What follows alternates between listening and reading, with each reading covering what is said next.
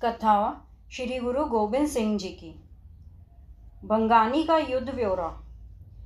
नाहन राज्य में यमुना नदी के किनारे गुरु जी ने किला बनाकर निवास किया।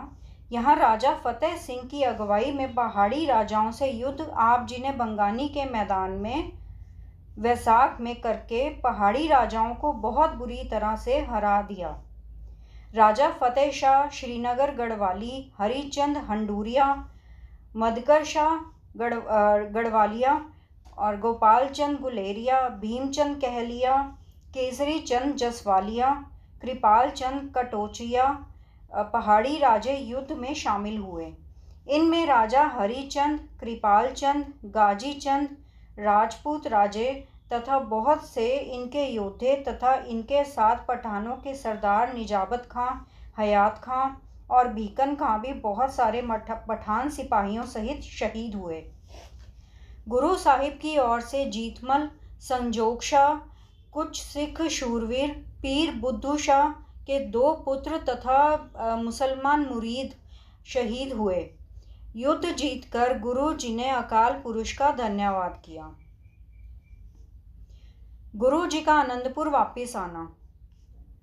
पहाड़ी राजाओं को कमर तोड़ हार देकर गुरु जी ने आनंदपुर जाने की तैयारी की, क्योंकि सिख योद्धे इस जीत की खुशी में आनंदपुर जाने के लिए उत्सुक थे। योद्धाओं की उत्सुकता को शांत करने के लिए गुरु जी ने जल्दी ही तैयारी करके आनंदपुर को जाने की तैयारी कर ली। चलते समय गुरु जी ने रंजीत नगाड़े पर दोहरी चोट लगाकर इलाके में गूंज डाल दी। घायल सिखों की मरहम पट्टी करते करवाते गुरु जी अपने साथियों को लेकर धीरे धीरे जा रहे थे। रात के समय किसी गांव के पास खुले स्थान डेरा करके दूसरे दिन प्रातःकाल वहां से चल पड़ते थे। राजा नाहन की प्रार्थना स्वीकार करके सडोरा पार करके लाहड़पुर गांव में गुरु जी ने 12 दिन आवास रखा।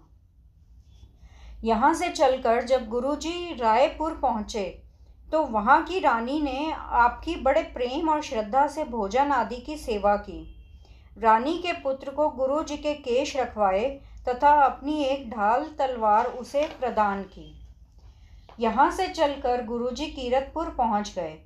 यहाँ आप जी ने बाबा सूरजमल के पौत्रों गुलाब राय और श्याम सिंह को खुशी बख्शी और दूसरे दिन यहाँ से चलकर आनंदपुर पहुँच गए। आप जी का आना सुनकर आनंदपुर के लोगों ने बहुत खुशी मनाई और दीपमाला भी की। नवम गुरु के डेरे पर यहाँ आपके शीश का संस्कार किया गया था। दर्शन करके आप जी ने कड़ा प्रसाद बांटा। तदुपरांत दोनों वक्त आपके दीवान सजते और हजारों श्रद्धालु नर नारी भेंट लेकर आपके दर्शन करके खुशी प्राप्त करते तथा आनंदित होते। इस तरह आनंदपुर में नित्य प्रति उत्सव लगा रहता तथा हर तरफ रौनक तथा आनंद मंगल होने लगे। गुरु जी ने किला बनवाना। दशम गुरु जी ने नीति को ध्यान में रखकर अपने नगर आनंदपुर पर अपने आप को पहाड़ी राजाओं से सुरक्षित रखने के लिए फौजी ढंग का एक बड़ा किला बनाने के लिए बहुत से कारीगर तथा सिख संगत को हुक्म दे दिया। सिख संगत ने बड़े उत्साह से काम करके किला कुछ महीनों में ही तैयार करवा दिया। इस किले में अपने तथा सैनिकों के रहन सहन के लिए सब सहूलतों का प्रबंध कर दिया गया। इस किले का नाम गुरु जी ने आनंदगढ़ रखा। भीमचंद ने गुरु जी के पास वजीर भेजना। गुरु जी रोज नित्य नए आए हुए सिख योद्धाओं को लेकर पहाड़ी जंगल में शिकार जाते। शिकार समय दुदुम्बियों की आवाज़ तथा शिकारी सिखों का हल्ला सुनकर सज्जनों को खुशी होती तथा शत्रुओं की छाती जलती। गुरु जी की नित्य नई चढ़ती कला तथा सिख योद्धाओं के इकट्ठ की खबरें सुनकर राजा भीमचंद बड़ी चिंता में रहता। एक दिन उसने अपने वजीर को बुलाकर कहा कि गुरु जी से लड़ाई करनी अच्छी बात नहीं है, परंतु इनके रोज रोज के कर्तव्यों से हमारी प्रजा बड़ी भयभीत और दुखी हो गई है। इसका कोई उपाय हमें सोचना चाहिए। वजीर ने कहा कि गुरु जी से झगड़ा करने में सुख नहीं है, इनसे मेल करना ही अच्छा है। यह पीरों के पीर हैं। वजीर की बात सुनकर राजा ने अपने एक वजीर को बहुत सी भेंट देकर गुरुजी के पास भेजा और प्रार्थना की कि आप जी के सेवक मेरे राज्य के गांव में जाकर दाना चारा लेने के लिए लोगों को तंग करते हैं। आप मेरी पिछली गलती को क्षमा कर दो तथा आगे से मेल मिलाप की नीति को धारण करते हुए अपने सिखों को समझा दो कि मेरी प्रजा के लोगों को तंग ना करें। गुरुजी ने कहा कि हे वजीर, हम अपने सिखों के मनोरंजन के लिए शिकार को जाते हैं। हमें तुम्हारे राजा से कोई द्वेष नहीं है। उसको कहो निश्चिंत होकर अपने देश का राज्य करे तथा प्रजा को सुखी रखे। फिर वजीर ने कहा कि महाराज, राजा भीमचंद तुम्हें मिलना चाहता है। यदि आज्ञा दो तो दर्शन के लिए उपस्थित हो जाए। गुरुजी ने कहा यदि वह अहंकार से शून्य होकर मिलना चाहे तो हम कभी भी उसे मिलने को तैयार हैं। भीमचंद का गुरुजी को मिलने आना। राजा भीमचंद अपने वजीर से सारी बात सुनकर बड़ा खुश हुआ और गुरुजी से मिलने के लिए अनेक प्रकार की भेंट लेकर अपने मंत्री तथा सेना सहित बड़ी सज धज से आनंदपुर आ गया और दूसरे दिन समय लेकर गुरुजी के दरबार में उपस्थित हुआ। भेंट आगे रखकर गुरुजी को नमस्कार करके अपने स्थान पर बैठकर परस्पर गुरुजी से बातें करके बहुत प्रभावित होकर आपकी महिमा करने लगा। पिछली भूल की क्षमा मांगकर आगे से राजे ने गुरुजी के अनुसार रहने का प्रण किया। गुरुजी ने राजे को बड़ा कीमती सिरोपा दिया तथा राजा गुरु की खुशी प्राप्त करके अपनी रियासत को चला गया। इसके बाद भी राजा भीमचंद गुरुजी को बड़े प्रेम से कई बार अच्छी अच्छी भेंट भेजकर गुरुजी की खुशी प्राप्त करता रहा। कवियों का सम्मान और बख्शीशें। गुरुजी के पास 52 कवि रहते थे जो नित्य नई से नई कविता रचकर गुरुजी को सुनाते थे और गुरुजी उन पर प्रसन्न होकर उन्हें यथा योग्य इनाम देते थे। इसलिए गुरुजी की प्रसिद्धि चारों ओर फैल गई कि गुरुजी आप भी चोटी के कवि हैं और कवियों के पारखू भी चोटी के हैं। सदगुरु जी के पास 4 प्रकार के श्रद्धालुओं का आना जाना करके भीड़ लगी रहती थी। 1. दर्शन अभिलाषी सिख संगत। 2. कवि और गुणीजन। 3. प्राण न्यौछावर करने वाले योद्धे। और 4. साधु संत महात्मा वैरागी सन्यासी आदि आत्मा परमात्मा के संबंध में वार्तालाप करने वाले। जेब काटने वाले चोर को शिक्षा। इस तरह गुरुजी के दरबार में सदा एक मेला सा लगा रहता था।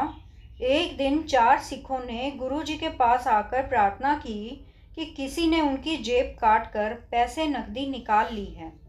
उनकी बातों को सुनकर अपने अपने सिखों को हुक्म दिया कि संगत की भीड़ में एक आदमी जिसने सिर पर लाल पगड़ी बांधी हुई है, कमर पर धोती, हाथ में माला तथा माथे पर चंदन का सफ़ेद तिलक लगाया हुआ है, उसे पकड़कर हमारे पास ले आओ। सिखों ने निशानी के अनुसार ही एक आदमी के हाथ पैर बांधकर गुरुजी के पास ले आए। जब गुरुजी ने उसकी तलाशी करवाई तो उसके पास सारा ही चुराया हुआ 4 सिखों का धन निकल आया। जब गुरुजी ने उस जेब कतरे को कैद करके कुछ दिनों के बाद बुलाकर कहा कि तूने जेब काटने के लिए हमारी आराधना करके प्रण किया था, मैं 3 जेबें काटकर फिर यह काम नहीं करूँगा, परंतु तूने अपने प्रण से फिर चौथी बार जेब क्यों काटी? इसलिए तुम्हें कैद की सज़ा दी जाती है। परंतु यदि अब तुम यह प्रण हमारे सामने कर लो कि आगे से कोई ऐसा काम नहीं करोगे तो तुम्हें छोड़ देते हैं। जब उसने गुरुजी से क्षमा मांगकर यह प्रण लिया तो गुरुजी ने उसे बुलाकर उपदेश देकर कैद से छोड़ दिया। मियाँ खां तथा अलफ खां की चढ़ाई।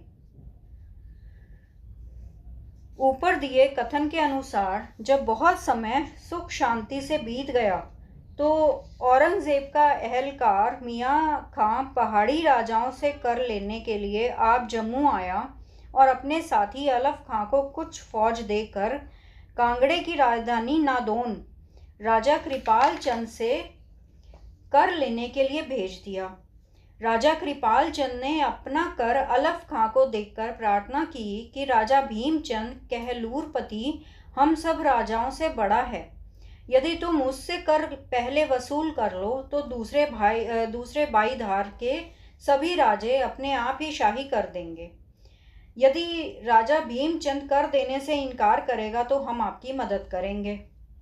कृपाल चंद का कहना मानकर अलफ खां ने भीमचंद को संदेश भेजा कि सरकारी कर जल्दी लेकर मेरे पास आओ, नहीं तो मैं फौज के जोर से वसूल लूँगा।